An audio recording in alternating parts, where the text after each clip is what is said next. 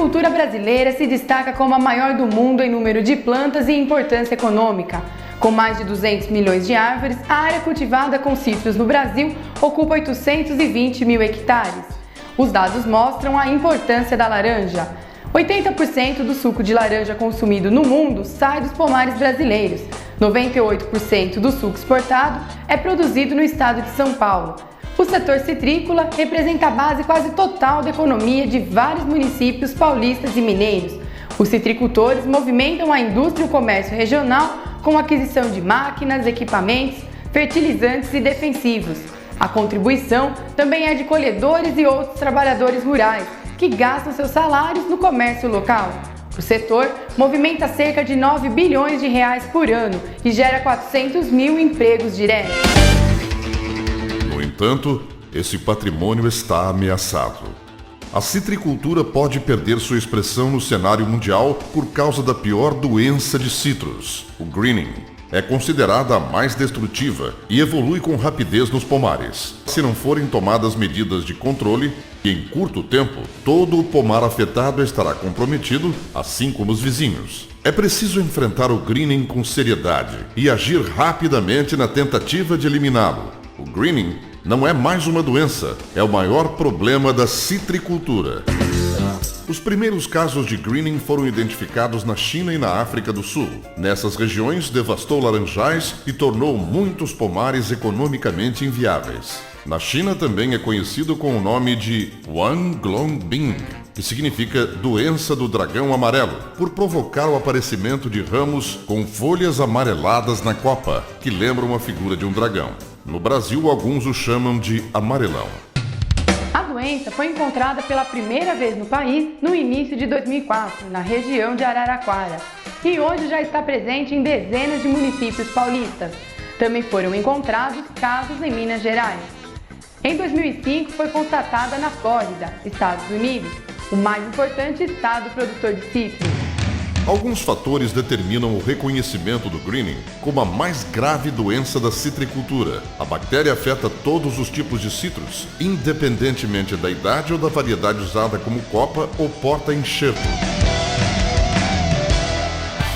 A infecção se espalha na planta em pouco tempo e causa desfolha, queda de frutos e secamento de ramos. Também tem rápida disseminação entre as plantas vizinhas, invadindo todo o pomar, se medidas de controle não forem tomadas. Uma planta nova, quando afetada pelo greening, nem chega a produzir. A planta adulta passa a produzir cada vez menos, sendo destruída em poucos anos e com frutos de baixa qualidade.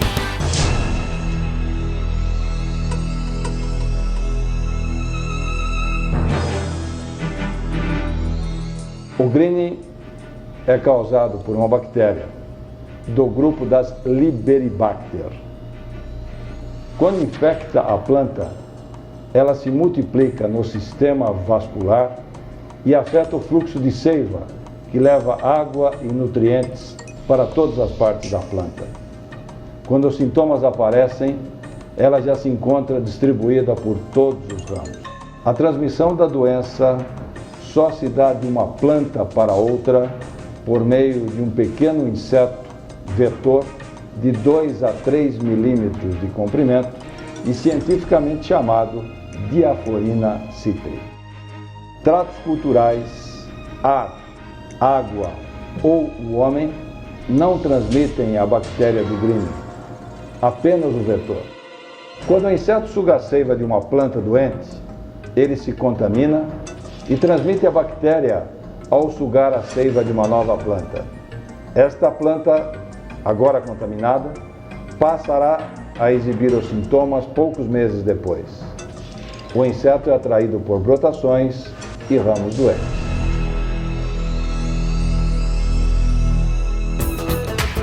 Presente em todo o Brasil, o transmissor é comum nos pomares e na murta, planta ornamental encontrada em quase todas as praças públicas de cidades e em algumas propriedades rurais, utilizadas como cerca viva e arborização. Nas folhas e ramos, o inseto fica sempre parado e pousado numa inclinação de 45 graus, característica que facilita o seu reconhecimento.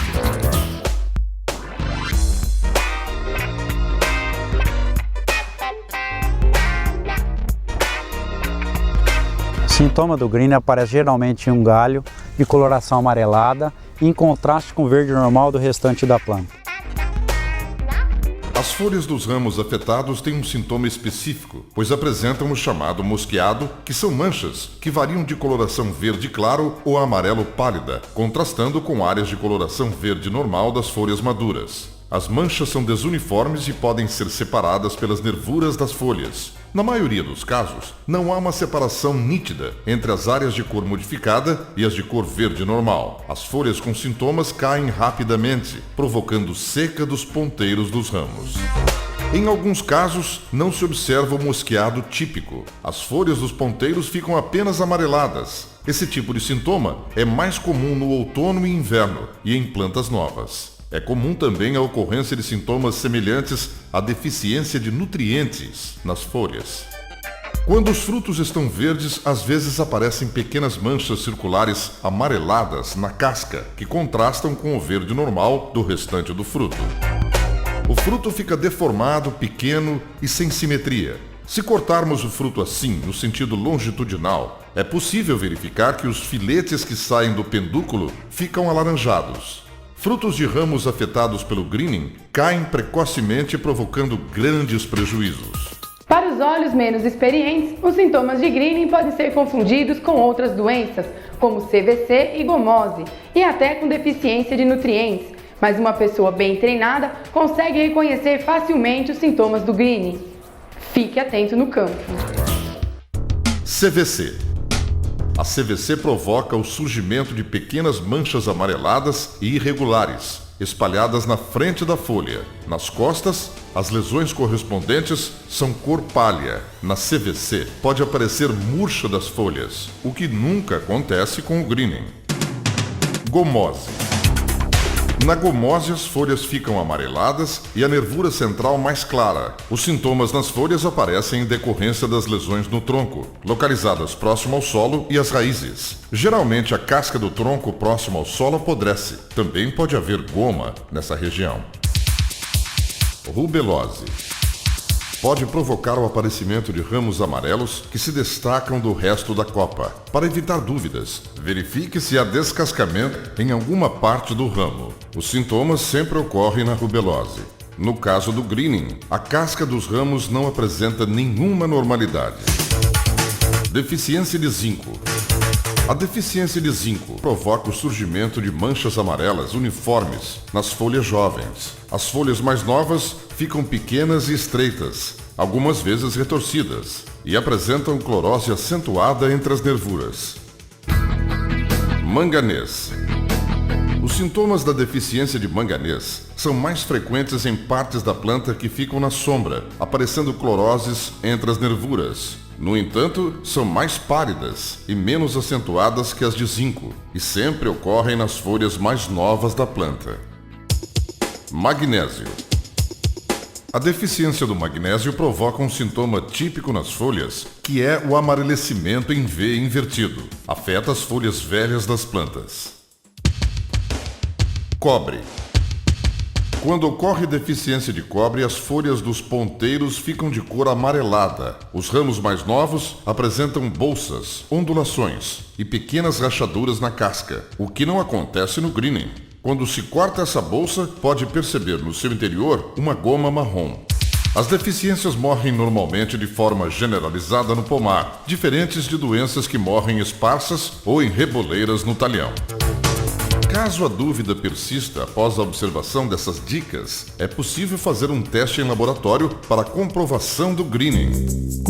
Para o diagnóstico seguro da bactéria do greening, o produtor deve coletar folhas que sintomaticamente representam a doença. Essas folhas são folhas que estão normalmente abaixo daquele ramo amarelo principal que nós constatamos quando vemos a doença.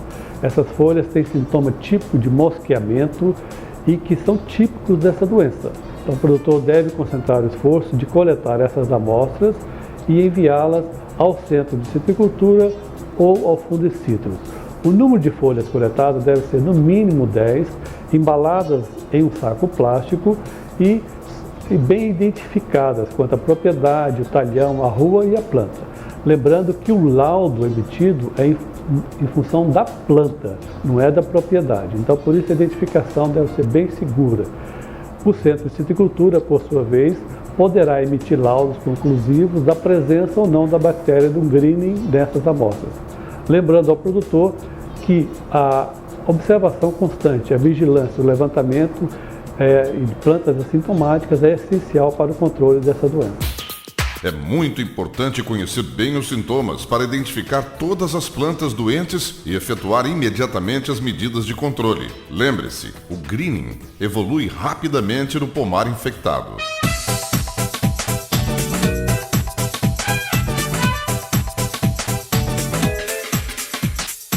Para combater essa grave doença, devem ser adotadas 4 medidas fundamentais.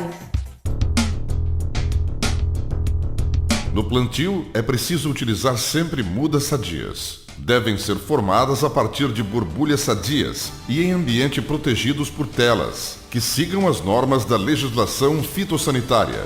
Basta uma muda contaminada para introduzir a doença numa nova plantação e provocar grandes perdas. Outro grande problema da muda contaminada é o do transporte da doença a longas distâncias. Por isso é muito importante que as mudas sejam formadas em viveiros telados, que impedem a entrada do inseto transmissor, garantindo sua sanidade. Felizmente, a obrigatoriedade de uso de viveiros telados tem propiciado a produção de mudas no estado de São Paulo, com um dos maiores padrões de sanidade do mundo.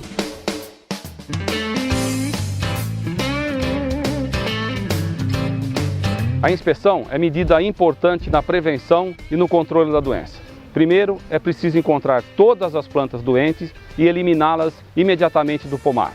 O citricultor, consciente da gravidade da doença e preocupado em manter o seu negócio, deve ter a sua própria equipe de inspeção e treinada. O ideal é que essa inspeção seja feita de forma rigorosa, planta a planta, a cada 2 meses.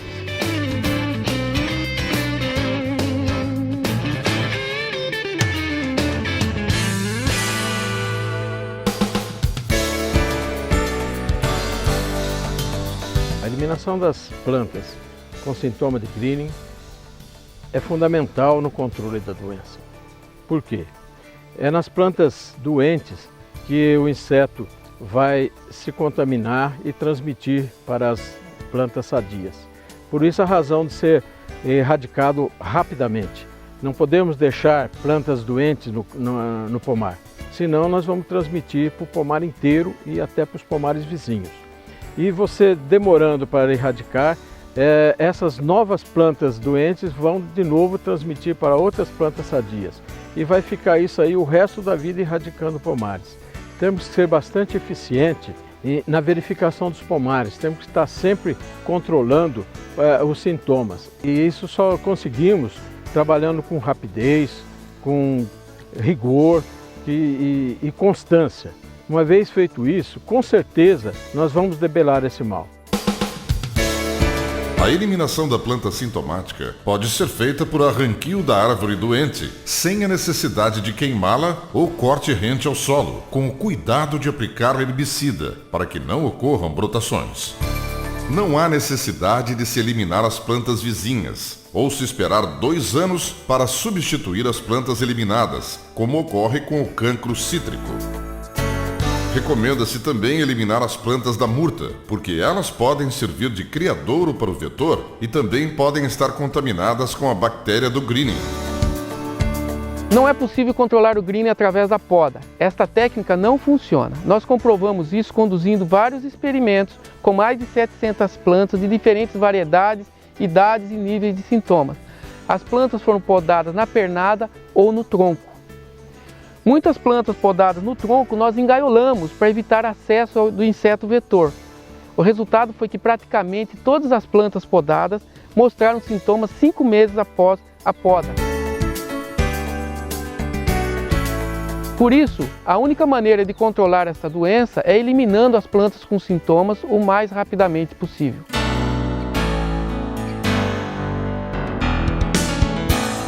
Outra estratégia que o produtor deve usar para o manejo do greening é o controle químico do vetor.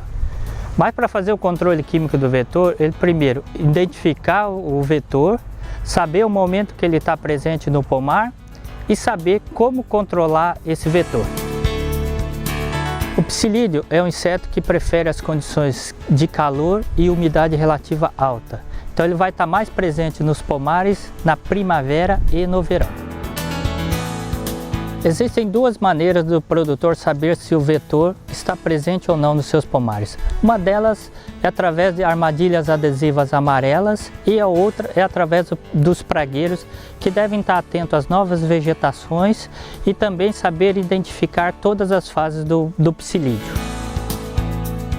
Para controle químico do vetor, recomenda-se o plantio de mudas protegidas com inseticida sistêmico, em pomares até 3 anos de idade, a utilização de inseticida sistêmico no período das águas, inseticida de contato no período seco do ano, e em pomares com mais de 3 anos de idade, em função da inspeção, monitoramento do psilídeo, fazer o controle quando esse está presente nos pomares. E outra alternativa é tentar proteger todos os surtos vegetativos que apareçam. Para assegurar o controle da doença, as autoridades fitossanitárias publicaram uma lei. O Green é a doença mais grave da citricultura no mundo. Por isso, o Ministério da Agricultura estabeleceu uma política de controle, publicando a Instrução Normativa número 10 em 2005. Essa instrução normativa determina a obrigatoriedade da produção de mudas em ambiente protegido, a inspeções regulares em viveiros e pomares, a eliminação de todas as plantas de citros ou de murta com sintomas, estabelece um prazo máximo de 15 dias para o arranquio de plantas com sintomas após a comprovação da doença por meio de laudo oficial. A lei foi regulamentada pelo governo federal e é fiscalizada por órgãos estaduais de defesa sanitária. A missão da Defesa Agropecuária da Secretaria da Agricultura e Abastecimento do Estado de São Paulo no combate ao Green é fazer cumprir a legislação, coletando amostras e notificando os proprietários que deram laudo positivo para a Green, acompanhar e fiscalizar os trabalhos de inspeção e erradicação a nível de campo.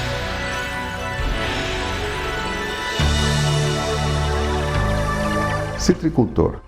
Como nós vimos, o greening é uma doença muito séria e está presente nos pomares brasileiros. Nós não podemos ficar esperando que apenas os órgãos públicos e a lei resolvam o problema. Enquanto houver plantas doentes nos pomares, a doença vai continuar se disseminando e vai colocar em risco o seu negócio.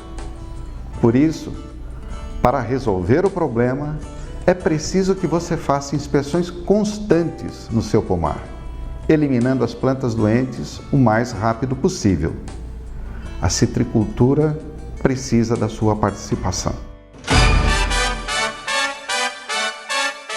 Em caso de suspeita ou dúvidas, procure o Fundecitrus ou a Casa da Agricultura de seu município.